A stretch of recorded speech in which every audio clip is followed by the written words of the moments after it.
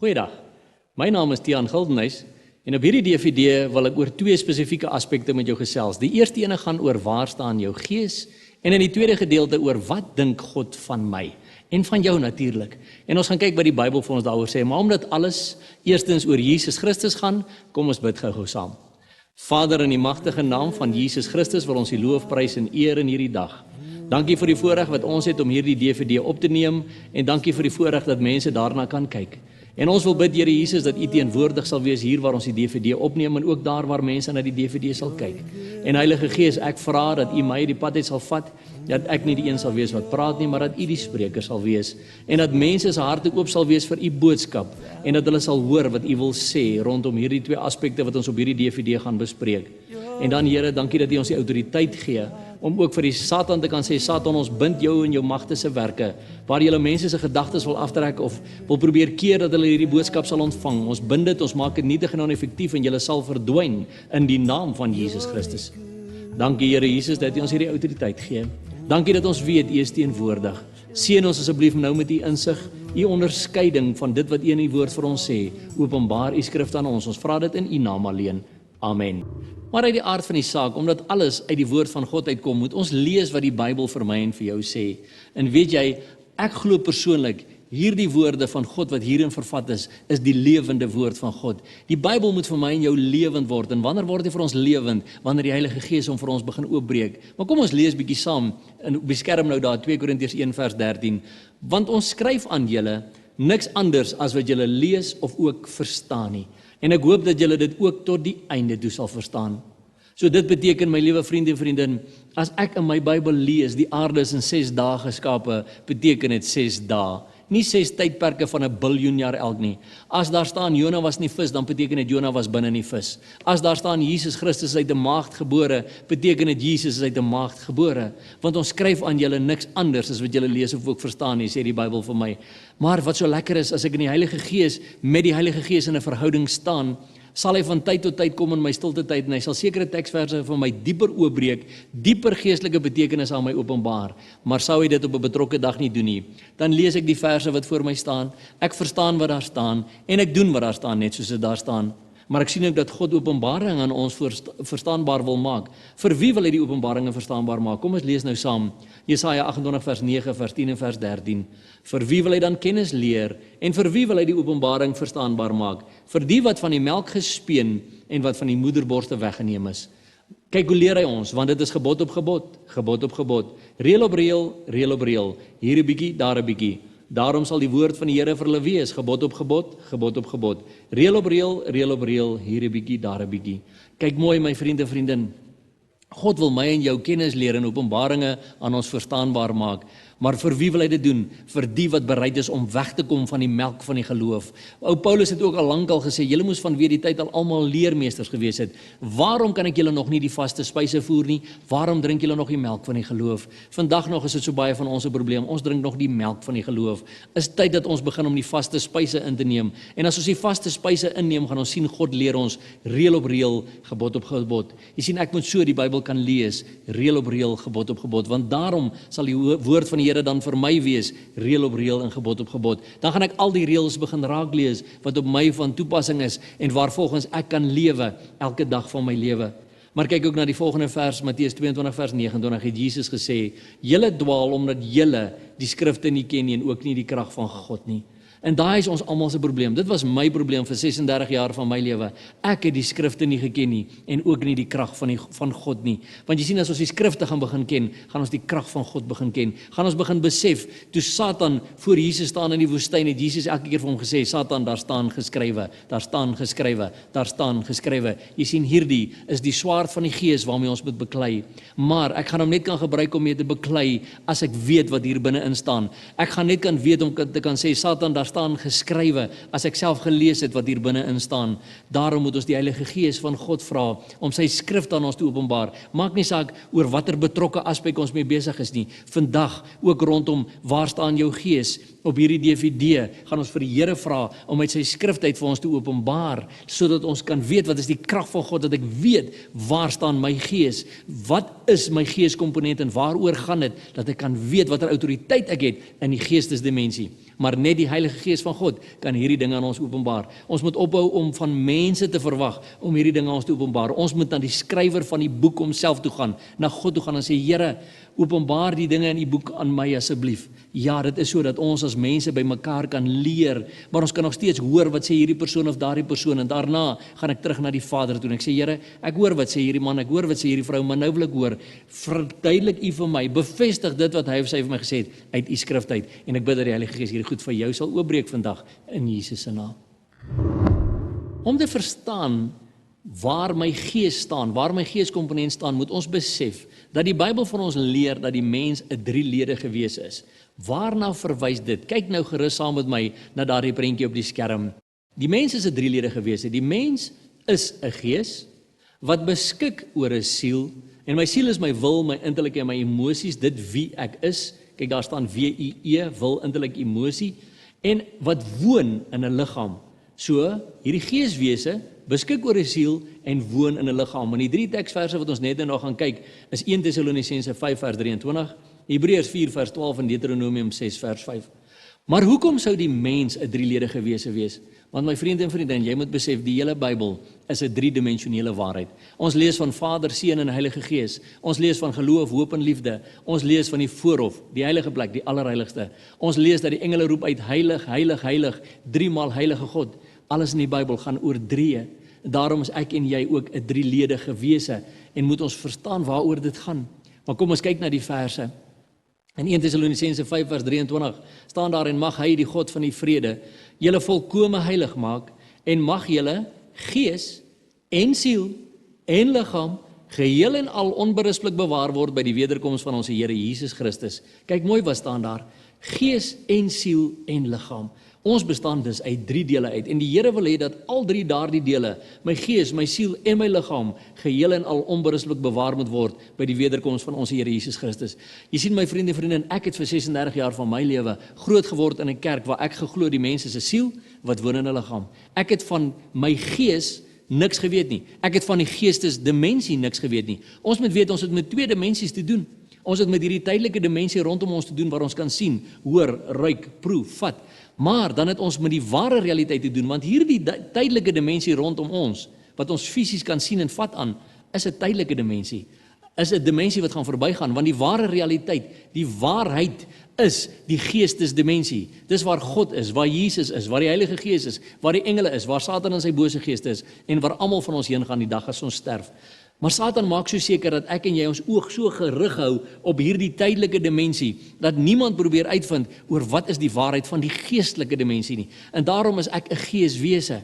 Ek bestaan nie net uit 2 dele uit nie, ek bestaan uit 3 dele uit, 'n gees, 'n siel en 'n liggaam. En as jy weer na daardie teksvers gaan kyk wat ons nou net vir jou gewys het, sal jy sien daar staan gees, siel en liggaam. Want in die Nuwe Testamentiese Grieks is dinge beskryf in voorkeurvolgorde van belangrikheid. So my gees is die belangrikste komponent. Dan kom my siel en dan my liggaam. Maar ons het in soveel jare en oor die eeue het ons het geleer om dit anders om te hê. Ons is almal so ingestel op ons liggame en almal is so ingestel op ons sielskomponent om my emosies en my intellek vol te pomp dat niemand van ons kyk na die gees nie. Niemand besef waaroor gaan dit, dat dit eintlik my geeskomponent is wat die belangrikste komponent is nie.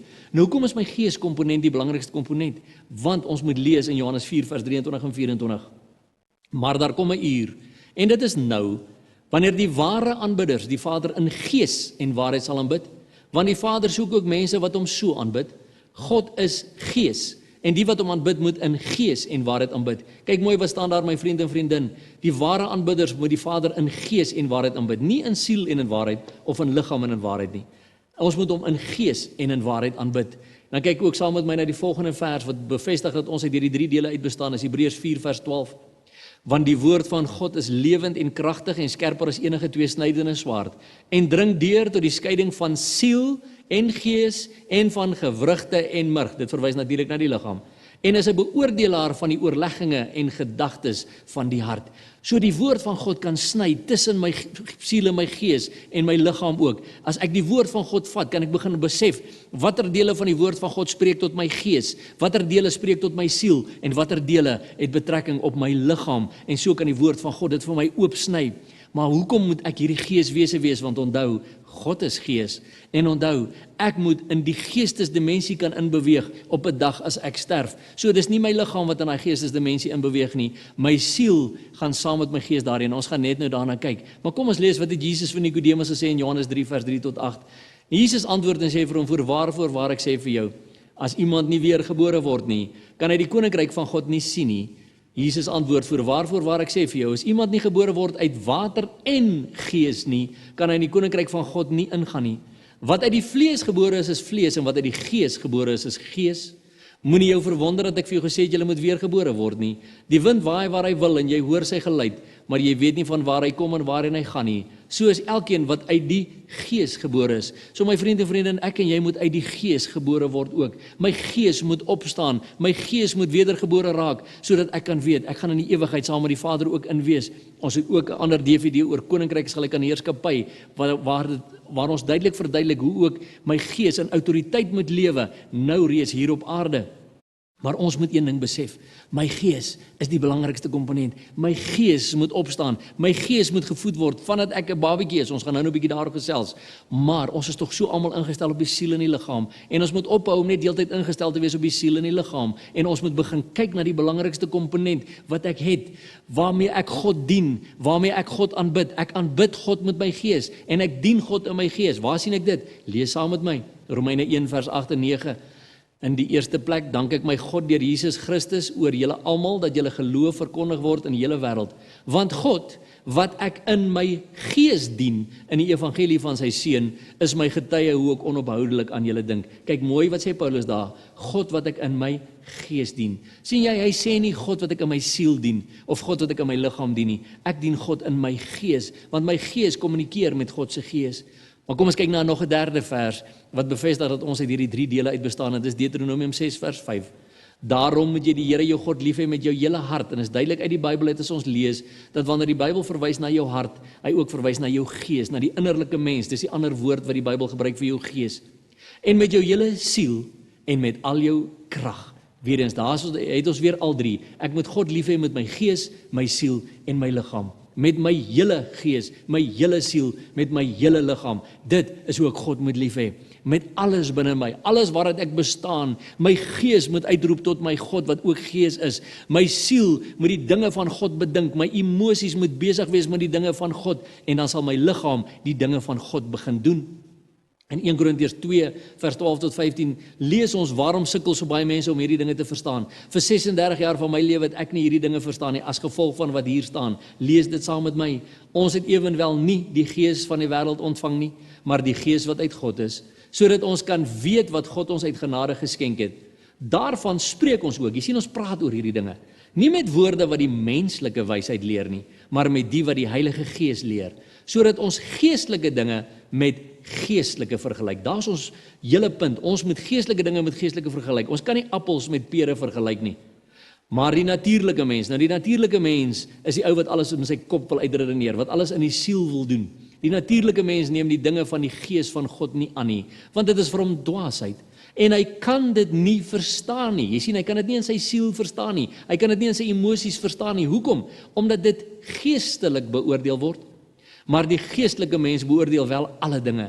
Self egter word hy deur niemand beoordeel nie. Ek was presies daar vir 36 jaar van my lewe. Ek wou oor alles in die Bybel redeneer, my vriende en vriendin. Ek wou alles in my kop uitwerk. Jy kan nie 'n geestelike God met geeswesens rondom hom wat in 'n geestesdimensie beweeg en lewe in jou kop uitredeneer nie. Jy kan probeer soos jy wil. Solank as wat jy wil probeer om dit in jou kop uit te redeneer, gaan dit ook vir jou dwaasheid wees, soos wat dit 36 jaar lank vir my lewe in my lewe ook maar dwaasheid was. Ja, ek het dit gelees, maar ja, jy weet, dis ook nou maar net letters in 'n boek. Nee, dis die woord van God. Maar ek gaan dit eers net verstaan as my gees begin opstaan en my gees wedergebore word en my gees begin kommunikeer met God se gees.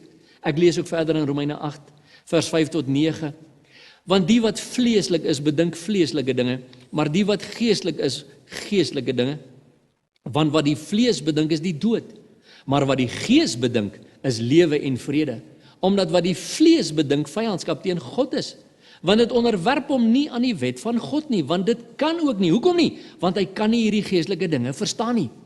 En die wat in die vlees is, kan God nie behaag nie. Julle is egter nie in die vlees nie, maar in die gees, as naamlik die gees van God in julle woon. Maar as iemand die gees van Christus nie het nie, die behoort nie aan hom nie.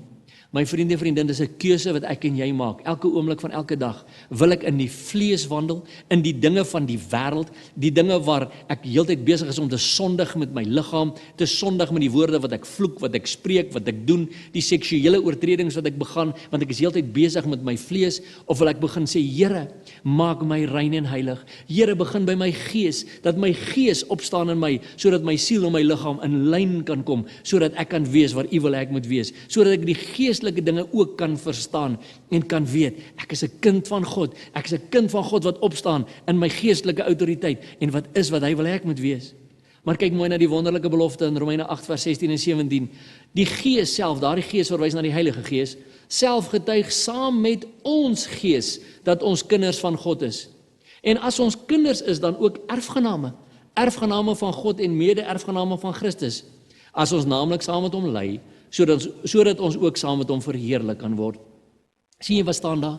Daar staan die Heilige Gees getuig saam met ons gees dat ons kinders van God is. Daar staan nie dat die Heilige Gees getuig saam met ons siel dat ons kinders van God is, of saam met ons liggaam nie. Nee, dit getuig saam met ons gees, want jy sien, die Gees is die een wat hierdie dinge vir ons openbaar. Die Gees is die een wat die dinge van die woord van God vir ons openbaar, en dis nou die Heilige Gees. En die Heilige Gees kom openbaar hierdie dinge aangaande die woord van die God aan my gees. Hy kom openbaar dit nie aan my siel nie. Hy kom openbaar dit nie aan my liggaam nie. Hy kom openbaar dit aan my gees. Maar dan moet my gees wedergebore wees. Dan moet my gees opstaan en sê, waarlik, ek wil ontvang wat die Heilige Gees vir my sê. Waarlik, ek wil wees in die posisie wat God wil hê ek moet wees. Want kyk mooi wat staan in 2 Korintiërs 3 vers 5 en 6. Nie dat ons uit onsself bekwaam is om iets as uit onsself te bedink nie, maar ons bekwaamheid is uit God, wat ons ook bekwaam gemaak het as dienaars van 'n Nuwe Testament. Nie van die letter nie, maar van die Gees. Want die letter maak dood, maar die Gees maak lewend. En ons sien 'n verdere bevestiging in Jesus se eie woorde in Johannes 6 vers 63 waar hy sê, dit is die Gees wat lewend maak. Die vlees is van geen nut nie. Die woorde wat ek tot julle spreek is gees en is lewe. So my vriende en vriendin, die Heilige Gees moet hierdie boek van my en jou oopbreek. As die Heilige Gees dit nie vir ons gaan oopbreek nie, gaan dit dooie letters bly. So baie mense sê vir my, Tiaan, maar ek lees die Bybel, maar is vir my dooie letters, ek verstaan dit nie. Dan sê ek, maar het jy al Jesus Christus aangeneem? Het jy al gevra dat jou gees wederbaar word, sodat jy Jesus kan inkry in jou lewe, sodat sy gees hierdie dinge aan jou gees kan openbaar? Want as die Gees dit nie vir jou lewend maak nie, my vriende en vriendin, gaan hierdie boek vir jou dooie letters bly. En dit was vir my 36 jaar van my lewe dooie letters. En weet jy wat, kan ek jou skok vandag? Toe was ek al reeds 'n ouderling in 'n kerk. Ek was reeds 'n ouderling in 'n kerk en hierdie was nog steeds vir my dooie letters gewees, want ek het nie hierdie geweet van die Gees nie. Ek was 'n ouderling in die kerk, toe hoor ek vir die eerste keer in my lewe, nou ongeveer amper 10 jaar gelede, hoor ek dat die mense se gees. Ek het dit nie geweet nie. Ek het ook nooit die Bybel verstaan en kon oopmaak en kon lees daadwerklik om te sien, maar ek is eintlik 'n geeswese nie. Dit was altyd vir my dooie letters. En as dit vandag nog vir jou dooie letters is, as jy voor hierdie DVD sit, wil jy nie aan die einde van die DVD die gebed bid wat ons vir jou sal laat rol, sodat jy Jesus Christus werklik in jou lewe kan inneem nie. Ek het dit gedoen toe ek 36 jaar oud was. Toe ek 36 jaar oud was en al reeds 'n ouderling in die kerk was, toe het ek eers gesê, Jesus, kom in my lewe in, kom woon in my lewe, en toe het die Heilige Gees van God hierdie dinge vir my begin oopbreek, en was dit nie meer vir my net dooie letters nie. Want ek het begin agterkom, as ek deur die Gees van God gelei word, dan is ek 'n kind van God. Lees saam met my Romeine 8 vers 14, want almal wat deur die Gees van God gelei word, die is kinders van God. Wie is die kinders van God?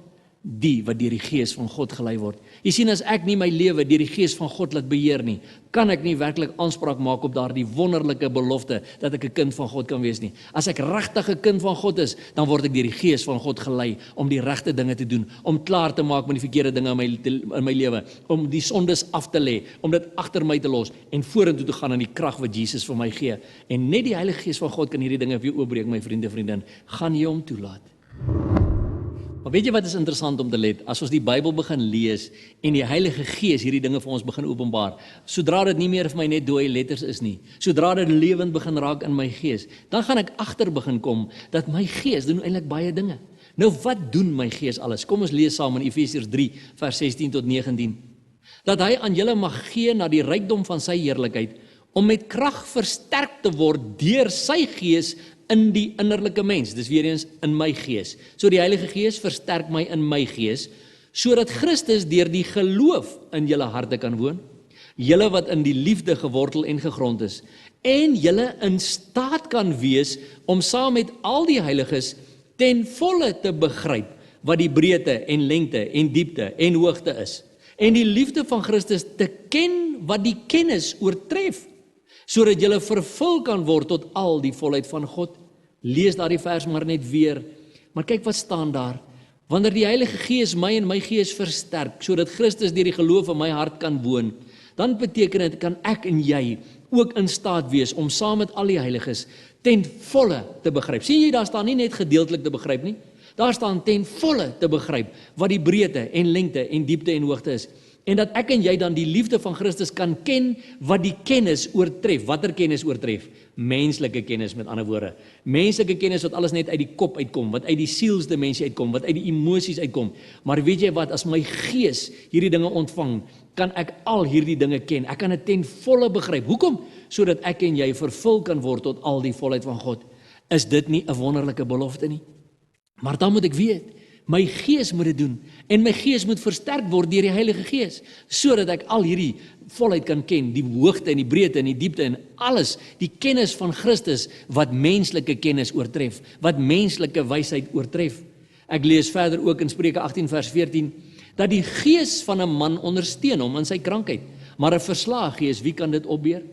Het jy al gesien, dat jy in hospitale kom waar daar mense lê, en as daar mense wat sterk is in Jesus Christus, en al is sy liggaam seer en stikkend en sieklik, sy gees is altyd opgewek en vrolik. Jy kom by so 'n persoon, dan sê die mense baie keer, gits, maar hy is die siek ou, maar as ek van hom af wegloop, dan voel ek of ek eintlik die sieke was, maar sy gees het hom net heeltyd opgebeer. Hoekom? Want dis wat hierdie vers sê, die gees van 'n man ondersteun hom in sy krankheid, maar 'n verslae gees, wie kan dit opbeer? Want net so kry jy die teenkant ook, iemand wie sy gees verslae is, wat nie gerig is op God nie, wat nie in hierdie persoonlike verhouding met God is nie, sy gees het gaan lê, sy gees wil niks doen, hy wil alles met sy kop uitredeneer. Wie kan hom opbeer? Want dis die soort van mense, hulle word net nie gesond nie, want hulle spreek al die negatiewe goeders. Hulle spreek nie die lewe van God in hulle liggame in nie. Hulle spreek nie die woord van die Here in hulle liggame in nie. En ons het ook 'n ander DVD oor die mag van die tong, waar ons verduidelik hoe hierdie dinge op ons lewens van toepassing is, dit wat ons oor ons spreek. Maar jy sien, die gees van 'n mens ondersteun hom in sy krankheid. Dis hoekom jy so baie mense kan kry wat met 'n blymoedige hart in 'n hospitaalbed kan lê en nog steeds kan sê, maar ek loof en prys die Here, en sê die mense, hoe is dit moontlik?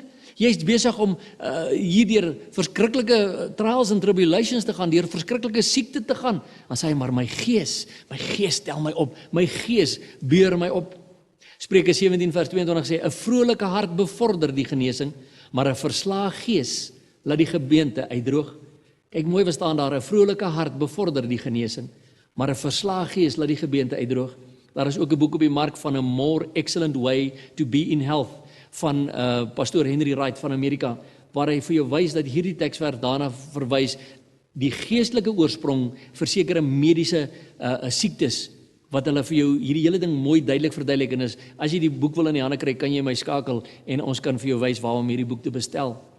Maar uit daardie vers uit wys hy vir ons in die boek, dat osteoporose onder andere is gekoppel aan hierdie vers, want 'n verslae gees laat die gebeente uitdroog en die hele liggaam begin in mekaar trek, want daar's 'n verslae gees, maar 'n vrolike hart bevorder die genesing. Jy sien, waar my gees kan my in my krankheid ondersteun, soos ons in die vorige teksvers gekyk het, maar dan moet ek besef, waar staan my gees? Is my gees die belangrikste komponent in my lewe, of is ek nog steeds heeltyd besig om in die siel en in die liggaam te werk? Want as ek nie my gees sy gesagsposisie laat inneem nie, gaan die dinge nie werk nie, gaan my liggaam nie in lyn kom nie, gaan my siel nie in lyn kom nie. Maar net om vir jou nog te wys, dat jou siel en jou gees is twee verskillende komponente, lees ons wat het Maria gedoen in Lukas 1 vers 46 en 47, toe sy gehoor het, sy gaan Jesus sy moeder moet wees, het sy gesê, en Maria het gesê, my siel maak die Here groot, en my gees is verheug in God my saligmaker. Jy sien, toe sy hierdie wonderlike boodskap ontvang, toe is haar siel, haar emosies, haar wil, haar intellek besig om die Here groot te maak. Toe begin sy die Here loof en prys ook met haar siel, maar haar gees was ook verheug in God, haar saligmaker. Haar gees was verheug oor dit wat in haar gaan gebeur en dit wat sy aan die wêreld gaan bring. En dit was vir haar wonderlik dat sy toe nou die Here kon loof en prys, ook met haar siel, maar ook met haar gees. Haar gees was verheug en haar siel het ook die Here geloof en geprys. En in Job 32 vers 8 lees ons, maar dit is die gees in die mens en die asem van die Almagtige, daai verwys na die Heilige Gees, wat hulle verstandig maak. So wat maak my en jou verstandig? Die gees in my en die Heilige Gees. Sien ons het ons nou al na die teksvers gekyk wat sê, die Heilige Gees getuig saam met my gees dat ek 'n kind van God is. Die Heilige Gees getuig saam met jou gees dat jy kind van God is as jy Jesus aangeneem het. En jou gees moet in posisie kom. Jou gees moet staan in die plek waar God wil hy moet staan. My vriende en vriendin, waar staan jou gees? Want hy moet staan in die nommer 1 posisie. Dan moet die siel kom en dan die liggaam. Maar ons probleem oor baie jare is so, jy weet, 'n moeder word swanger en almal is bekommerd oor haar liggaam, of sy gesond is, en almal is bekommerd oor die babatjie se liggaam, of hy gesond is. En dan wanneer die babatjie gebore is almal onmiddellik weer bekommerd oor sy liggaam. Het hy 10 vingers, het hy 10 tone, is alles daar wat daar moet wees. En wanneer hy bietjie begin opgroei, dan begin almal sy siel te pomp, want ons begin vir hierdie kind intellektuele speelgoed koop, opvoedkundige speelgoed koop, want ons moet sy intellek mos nou pomp, ons moet sy siel nou opbou. Maar wie praat met daai kind se gees? Vandat hy in die baarmoeder is. Want hy het 'n gees. Want jy sien, die mens bestaan uit 3 dele uit. En ons gaan nou wel daarna kyk, dat God ons so geskaap het. Want hy sê vir ons, voordat ek jou in die moederskoot gevorm het, het ek jou geken. En voordat jy gebore was, het ek jou geheilig. En ek het jou as 'n profeet vir die nasies aangestel. Maar ons moet bid. Ons moet weet, dat ons vlees is so baie kere swak. Omdat ons juis almal instel op die vlees, sien ons die waarskuwing wat Jesus ook vir ons gegee het in Matteus 26 vers 41 wat hy sê, waak en bid, dat julle nie in versoeking kom nie. Die gees is wel gewillig, maar die vlees, jy sien die vlees is die siel en die liggaam, is swak. So baie kere kry ek en jy dit ook, dat ons gees is gewillig, die gees sê, kom ons gaan doen hierdie goeders, maar die vlees sê, o nee, ag ek is moeg, nee ek kan nie, my emosies sê nee ek kan nie, ek voel so sleg, ek voel so minderwaardig, my gees wil hierdie goed gaan doen, maar my siel en my liggaam trek my af, die vlees trek my af. Dis dieselfde as wat met Caleb hulle gebeur het, toe hulle teruggekom het nadat hulle die beloofde land verspied het, toe het Caleb en Joshua gesê, kom ons gaan vat hierdie land, maar die ander 10 spioene het gesê, nou ons lyk soos klein springkantjies in die oë van hierdie groot mense, ons kan dit nie doen nie, ons voel so swak, ons dink ons is so sleg, maar Caleb was anders, en wat het die Here oor hom gesê? Lees saam met my Numeri 14 vers 24, maar my knegt Caleb, omdat 'n ander gees in hom was, en hy volhard het om my te volg, hom sal ek bring in die land waarin hy gekom het, en sy geslag sal dit in besit neem. Wat 'n ander gees het Caleb in hom gehad? Sy gees was in sy gesagsposisie. Caleb het geweet wie hy is in die gees. Daai ander 10 spioene het nie geweet nie. Daai ander 10 spioene het uit hulle sielsdimensie uit na die land rondom hulle gekyk. Caleb het uit 'n geestesoogpunt, 'n geloofsoogpunt gekyk en geweet, maar ons kan dit doen met God by ons. Net so sien ons dieselfde wonderlike beloftes rondom Daniël wat anders was. Wat het hom anders gemaak? Lees saam met my in Daniël 6 vers 4. Toe het hierdie Daniël bo die ministers en die landvoogde uitgemunt, omdat 'n voortreffelike gees in hom was. Daarom was die koning van plan om hom oor die hele koninkryk aan te stel. My vriende en vriendin, weet jy wat? As ek en jy by ons werke daar buite ook 'n voortreffelike gees tentoonstel, as my en jou gees anders opstaan as die mense rondom my, sal ek en jy ook in gesagsposisies aangestel word, wat jy nie sal kan glo nie. Maar dan moet ons weet, my gees moet gerig wees op God se gees, en my gees moet sy krag kry by God se gees, en ek moet versterk word in my geloof deur my gees wat hom rig op God se gees, my gees wat opstaan in sy posisie. En ek weet, as jy nou voor hierdie DVD sit en luister, is daar iets binne jou wat begin sê, ja, maar dis vir my ook, dis vir my ook, daai is jou gees.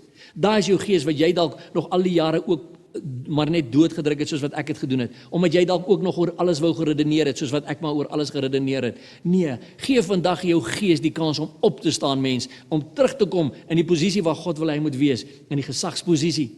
Maar jy sien, Job 10 vers 12 sê duidelik vir my, die lewe, ja, guns het u aan my bewys, en u sorg het my gees bewaak. Dis God wat my en jou gees bewaak, my vriende en vriendin. So, dankie Here daarvoor dat u my gees bewaak. Al is ek as mens besig om heeltyd alles in die siel te doen, bewaak die Here nog steeds my gees, want God wil tog hê my gees moet terugkom na my toe, na hom toe. En daarom sê hy vir ons in Psalm 51 vers 12, skep vir my 'n rein hart, o God, en gee opnuut in die binneste van my 'n vaste gees. Jy sien my vriende, ek en jy moet 'n vaste gees hê. My gees moet vasgerig wees op God se gees. My gees moet weet wie hy is volgens die woord van God. My gees moet weet hy is die belangrikste komponent. En my siel moet dit ook weet. So my siel moet in posisie inskuif onder my gees in en dan my liggaam onder dit. Dan's alles in lyn soos wat die Here dit wou gehad het. Maar my gees kan ook vurig wees en ek kan ook vurig van gees allerlei dinge doen en ek kan ook in my gees opstandig word. Waar lees ek dit? Handelinge 17 vers 16. En terwyl Paulus in Athene vir hulle wag, het sy gees in hom opstandig geword toe hy sien dat die stad vol afgodsbeelde was. Dis so dat baie Christene vandag se gees ook in hulle opstandig word as hulle sien hoe die mense rondom ons se huise en se lewens vol afgodsbeelde is. Want my gees kom in opstand daarteen. My gees raak opstandig, maar my gees wil vurig voor God wees. My gees wil die dinge doen wat God wil hy moet doen. Wie sien ons as 'n voorbeeld in die Bybel wat ook so was? Apollos. Lees saam met my in Handelinge 18 vers 24 en 25. En 'n sekere Jood met die naam van Apollos was magtig aan die skrifte. Hy het onderrig ontvang in die weg van die Here en vurig van gees het hy gespreek en die dinge aangaande die Here noukeurig geleer.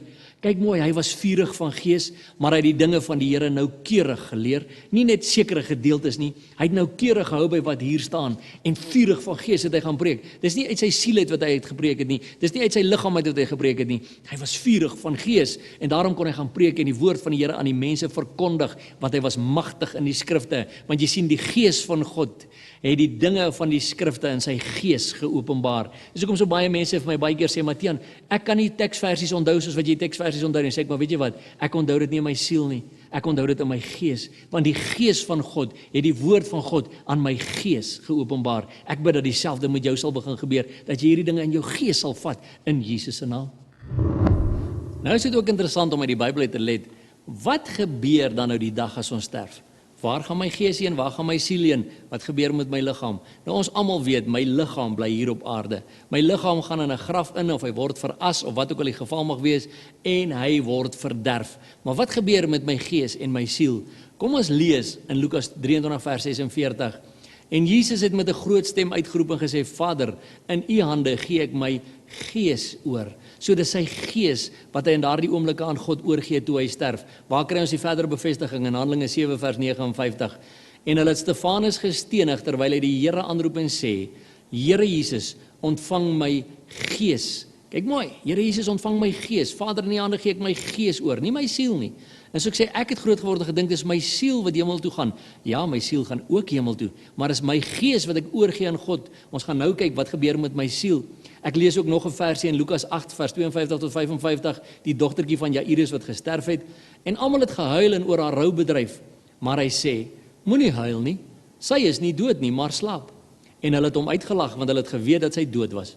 En toe hy almal na buite uitgejaag het, gryp hy haar hand en hy roep uit en sê, dogtertjie, staan op.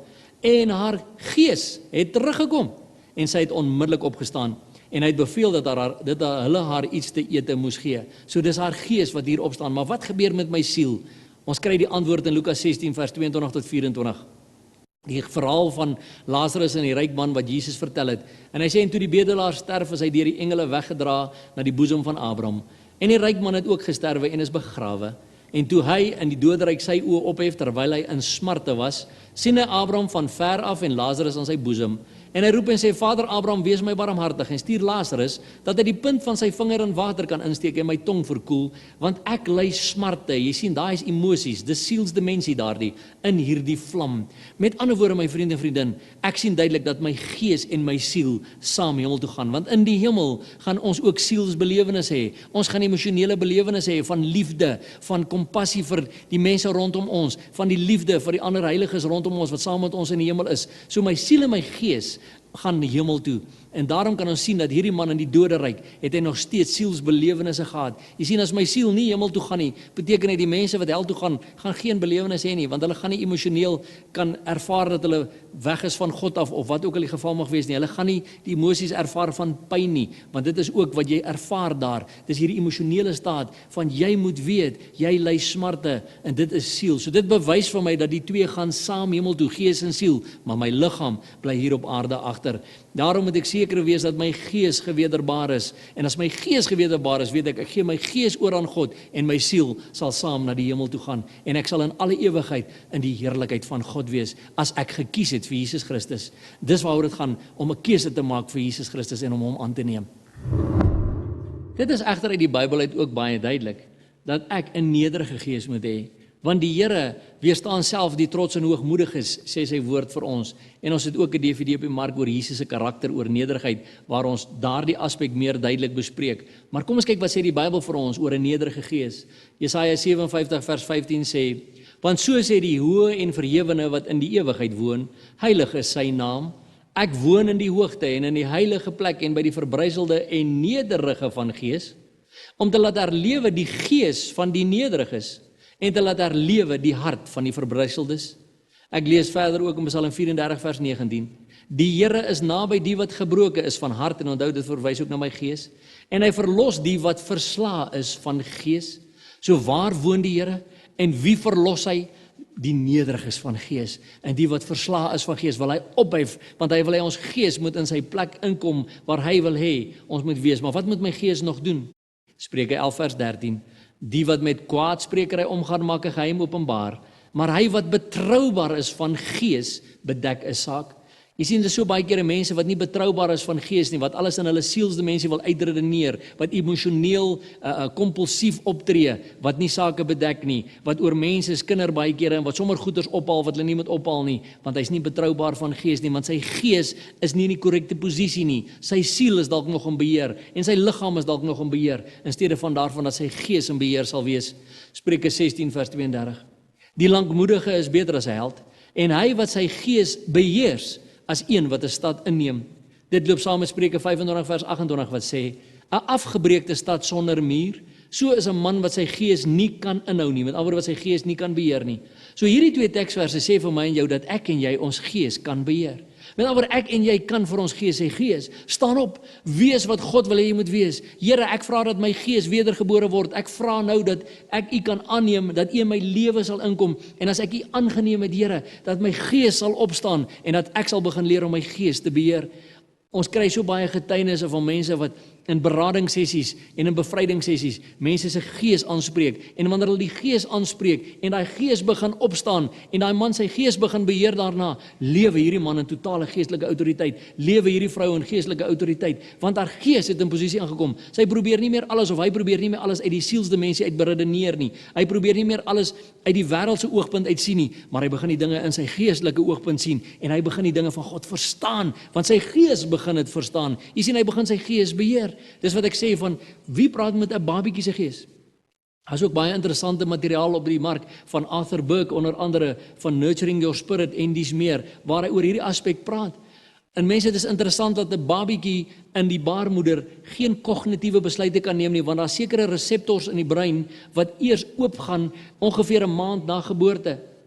Maar tog kry ons so baie getuienisse van mense wat gegaan het vir berading en wat presies kan onthou wat in die baarmoeder gebeur het. Nou, hoe is dit moontlik as daai babietjie medies geen kognitiewe besluite kon neem in daardie tyd nie? Want dit is sy gees wat dit kan onthou. So gee hierdie man onder andere getuienisse van meer as 100 brugbabas. Nou, 'n brugbaba is 'n baba wat verkeerd gedraai is, wat met sy rug na onder toe lê en nie gebore kan word normaal in die geboortekanaal nie, en dan moet daar 'n noodkeisersnee uitgevoer word, waar die vader van daardie babas met die kinders praat en sê, baby, you are the wrong way round, turn around, en dan draai daai babietjie korrek om en hy word normaal gebore. Waarmee het daai pa gepraat? Hy het met daai babietjie se gees gepraat. Maar soos ek sê, ons almal is so besig om die babietjies se siele te pomp met opvoedkundige speelgoed vandat hulle net gebore is, in steede daarvan om vandat hulle in die baarmoeder is, vir hulle die dinge van die gees van God te leer, om in hulle gees in te spreek, die woord van God vir daai kind te lees, terwyl hy nog in die swanger ma se maag is.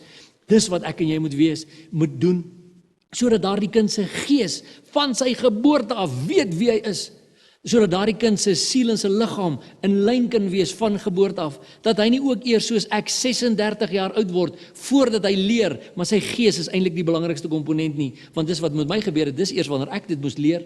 Maar ek sien ook in Spreuke 20 vers 27 dat die gees het 'n belangrike werk, want die gees van die mens is 'n lamp van die Here. Dit deursoek al die kamers van die binneste. Jy sien hierdie gees hier binne in my, dis die een wat ook omdat hy met God se gees kommunikeer vir my, sê, Tiaan, jy is nog besig om verkeerd te praat, jy is nog besig om verkeerd te doen hier, ek deursoek die kamers van jou binneste, moenie dit doen nie, jy beredeneer hierdie goed met jou siel, jy wil dat jou emosies hierdie goed beheer, moenie dit doen nie, want jy sien die gees binne in my is 'n lamp van die Here, dit deursoek die kamers van my binneste, en ek kan net bid dat die gees in jou, wat dalk ook vir jare doodgedruk was, sal begin opstaan vandag en sê, ja, ek wil ook in my posisie wees, en dat jy hom vandag 'n kans gaan gee, my vriende, vriendin, en dat jou gees vandag met God se gees gaan begin kommunikeer en sê, waarlik, ek neem u aan, ek wil ook 'n kind van God wees, en ek wil hê dat u gees, my gees moet lei. Dankie Here dat ek weet, u kan dit ook vir ons doen. Die keuse gaan joune wees vandag, ek kan dit nie vir jou kies nie. Dan is dit natuurlik ook duidelik, dat ek 'n nuwe gees in my binneste moet kry. As my gees nog al die tyd verslaaf was, of my gees het gaan lê, of my gees was nog nooit die belangrikste komponent in my binneste nie, moet ek vir die Here vra om vir my nuwe gees te gee. Waar lees ons in die Bybel daarvan? Ons kyk na Jesegiel 11 vers 19 en 20. En ek sal hulle een hart gee en 'n nuwe gees in julle binneste gee. En ek sal die hart van klip uit hulle vlees verwyder en hulle hart van vlees gee, sodat hulle in my insettinge kan wandel en my verordeninge kan hou en dit doen. En hulle sal vir my 'n volk wees en ek sal vir hulle God wees. Jy sien, ek sal God se verordeninge en sy insettinge kan hou en dit doen as ek 'n nuwe gees in my binneste het. As ek nie meer alles in my vlees wil doen nie, as ek werklik dit doen wat my nuwe gees met God se gees kommunikeer en vir my sê. Ek lees ook in Jesegiel 18 vers 31 en 32. Werp al julle oortredinge waardeur julle oortree het van julle af weg. Want hou op daarmee en maak vir julle 'n nuwe hart en 'n nuwe gees. Want waarom wil julle sterwe, o huis van Israel? Want ek het geen behae in die dood van hom wat sterwe nie, spreek die Here, Here. Bekeer julle dan en lewe. So ek moet vir die Here vra om my gees nuut te maak, dat my gees in sy posisie inkom en sê, Here, my gees wil met u gees kommunikeer. Here, ek wil die dinge van die geestesdimensie begin verstaan. Openbaar die dinge in die woord van God vir my ook deur u gees, dat dit lewend kan begin word in my gees, dat ek kan verstaan waaroor dit gaan, dat dit nie net gaan oor die dinge wat ek wil beredeneer nie, maar dat my gees in lyn sal kom, my siel in lyn sal kom en my liggaam in lyn sal kom, soos wat u my gemaak het om te wees. Want jy sien 1 Korintiërs 6 vers 17 sê, maar wie die Here aanhang, is een gees met hom. Ek herhaal, ek is een gees met God. Ek is nie een siel met God nie, ek is nie een liggaam met God nie. As ek die Here aanhang, is ek een gees met hom. En as my gees een gees met hom is, dan wil ek mos die dinge doen wat hy doen. Dan wil ek heilig wees soos wat hy heilig is. So het ons ook 'n DVD oor heiligheid, reinheid en suiwerheid. Ek wil daar dieselfde heiligheid nastrewe wat God is, want my gees is een gees met hom. Want ek hang hom aan en ek wil graag al hoe meer soos Jesus wees. Wil jy dit nie ook word nie, my vriende en vriendin? Dit is so maklik, dis 'n keuse. Die wêreld probeer vir jou sê, die Satan probeer vir jou sê, nee, dit kan nie so maklik wees nie. Dis net so maklik, maar ek moet die keuse maak. En dan moet ek weet, ek moet die Here begin aanhang. En as ek die Here begin aanhang, is ek een gees met hom. En as ek een gees is met hom, wil ek doen wat hy wil ek moet doen. Wil ek gehoorsaam wees aan alles in sy woord. Sagaria 12 vers 1 sê, die Here spreek, wat die hemele uitsprei en die aarde grondves, en die gees van die mens in sy binneste formeer. So wie formeer die gees in my binneste? Die Here. En ek wil graag met hom in hierdie verhouding wees, en of ek nou manlik of vroulik is, ek wil met hom in 'n verhouding wees, maar daar is 'n spesifieke vers waar die Here met die vrouens praat.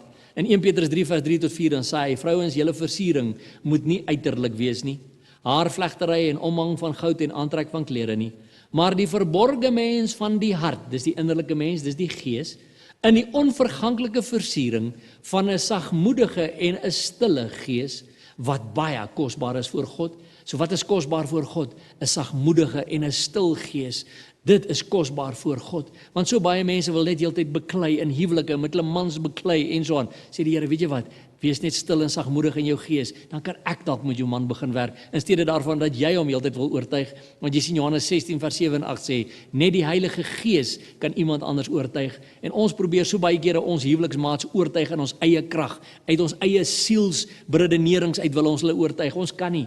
Die Heilige Gees is die een wat oortuig. En ek kan net bid dat die Heilige Gees my man in sy gees sal oortuig. Dat die Heilige Gees my vrou in haar gees sal oortuig. 1 Korintiërs 2 vers 11 sê, want wie van die mense weet wat in 'n mens is, behalwe die gees van die mens wat in hom is. So weet ook niemand wat in God is nie, behalwe die gees van God. Jy sien, die gees binne in my weet presies wat doen ek verkeerd en wat nie. En daarom is die Gees binne my 'n lamp wat die kamers van my binneste ondersoek. En ek moet weet, hierdie Gees van my moet kommunikeer met so God se Gees. Want hoe meer my Gees met God se Gees kommunikeer, hoe meer gaan die Heilige Gees vir my Gees wys, wat doen ek nog verkeerd? En hoe meer as my Gees in sy gesagsposisie staan, gaan my Gees, my siel en my liggaam in lyn kry. Want weet julle, 1 Petrus 1 vers 9 sê, die einddoel van julle geloof is die redding van julle siel. Jy sien, my siel word nie eerste gered nie, my Gees word eerste gewederbaar, en dan is die einddoel van my geloof die redding van my siel. Want jy sien, dit vat my omtrent my hele lewe lank om my siel in lyn te kry met my Gees, want dit is 'n lewensproses waarmee ek besig is, 'n proses van heiligmaking, 'n proses waardeur ek leer en lewe om al hoe heiliger te wees. Ek hou op redeneer en ek doen wat my Gees sê. Ek hou op redeneer en ek doen wat my Gees sê, want my Gees sê wat die Heilige Gees vir hom gesê het. En so weet ek dat ek het die Heilige Gees van God binne in my. En 1 Korintiërs 6 vers 19 en 20 sê, weet julle nie dat julle liggaam 'n tempel is van die Heilige Gees wat in julle is, wat julle van God het en dat julle nie aan julle self behoort nie, want julle is duur gekoop, verheerlik God dan in julle liggaam en in julle gees wat aan God behoort. Kyk mooi, my liggaam en my gees behoort aan God en uit die aard van die saak my siel ook. Maar die Heilige Gees kom woon in my as ek Jesus Christus aanneem, en dan begin die Heilige Gees in my om my gees in my te begin opdrag te gee, om te leer om al hoe meer soos Jesus te wees. En dan is my gees die lamp by die kamers van my binneste ondersoek, en dan begin my siel ophou redeneer, en my siel begin al hoe meer inkom in die gesagsposisie in waar hy moet wees, met ander woorde in die tweede plek, en dan begin ek die lewe wat God wil hê ek moet lewe. En ek begin agterkom en dit raak makliker, want so baie mense sê, maar is nie maklik om heilig te lewe nie, weet jy wat? Na die mate wat my gees in sy gesagsposisie staan, en na die mate wat my siel begin ophou redeneer, en na die mate wat ek myself al hoe meer oopstel aan God se Heilige Gees, om in my binneste te werk, na daardie mate kan ek al hoe meer heilig wees, en soos Jesus wees. Ek lees in Romeine 8 vers 1 en 2, daar is dan nou geen veroordeling vir die wat in Christus Jesus is nie, maar kyk mooi, die versie gaan aan, vir die wat nie na die vlees wandel nie, maar na die Gees. Jy sien, daar is die voorwaarde. Daar is vir my geen veroordeling as ek in Christus Jesus is nie, as ek na die Gees wandel, nie na die vlees nie. Want die wet van die Gees, van die lewe in Christus Jesus, het my vrygemaak van die wet van die sonde en die dood. Jy sien, die wet van die Gees van God wat in my lewe, het my vrygemaak van 'n wet wat gesê het, hoe jy mag nie dit nie, jy mag nie dit nie, jy mag nie dit nie, want as jy dit en dit en dit doen, gaan jy gestraf word. Nee, weet jy wat? Omdat ek nou 'n verhouding is met God, omdat my gees in sy gesagsposisie is, omdat my gees gewederbaar is, omdat my gees met God se gees kommunikeer, en God se gees hierdie dinge aan my openbaar, is ek vrygemaak van daardie vloek van die wet.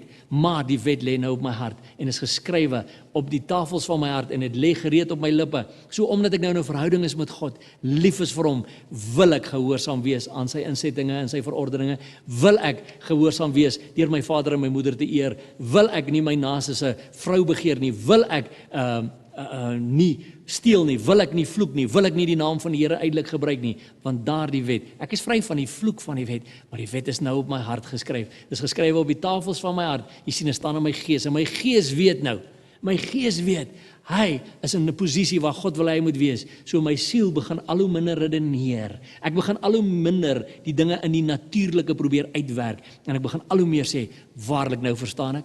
Nou begin hierdie Bybel vir my sin maak. Nou begin ek verstaan wat ek lees. Wow, hoekom het ek dit nie 26 jaar terug verstaan nie?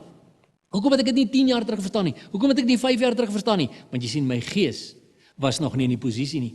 My gees het nog nie gestaan waar hy moes staan nie. My vriende en vriendin, ek vra jou weer, waar staan jou gees? En as jou gees nie in die regte posisie is nie, wil ek vra dat jy die gebed sal bid aan die einde van hierdie DVD, om sodoende ook jou hart vir Jesus te gee, sodat jou gees kan begin opstaan, en vra hom dan om deur sy Heilige Gees jou gees te leer en hierdie dinge in sy woord aan jou te openbaar. Baie dankie. Ek bid dat hierdie boodskap in jou hart sal val, en jou gees sal val, en dat jy sal ophou redeneer en sê, ja Here, ek wil hierdie dinge ook in my gees inneem. Ek wil ook die dinge van die geesdimensie begin verstaan. In Jesus se naam, kom ons bid saam. Vader, in die magtige naam van Jesus sê ons vir U dankie, dat U ons so kosbaar gemaak het. Dankie dat U ons as geeswesens geskaap het, en ek wil bid, Here, dat die mense wat nou na hierdie boodskap geluister het, sal ophou redeneer, sal ophou om dinge uit die vlees uit te wil beredeneer, en werklik sal sê, Here, vandag wil my gees opstaan, dat hulle gees gewederbaar sal word en dat hulle gees in hulle geestelike posisie sal inkom waar hulle moet wees en dat hierdie mense se siele en hulle liggame dan ook in lyn sal kom soos wat U dit bepaal het. Dankie Here dat ons weet, Heilige Gees, U is die naprediker van hierdie woord. Bevestig dit in die mense se harte en ek vra dit in U wonderlike naam alleen. Amen. Slow to anger, abounding in love. You're a good, good Father, and you love your children. Slow to anger, abounding in love. And you never make mistakes. You never make mistakes. You are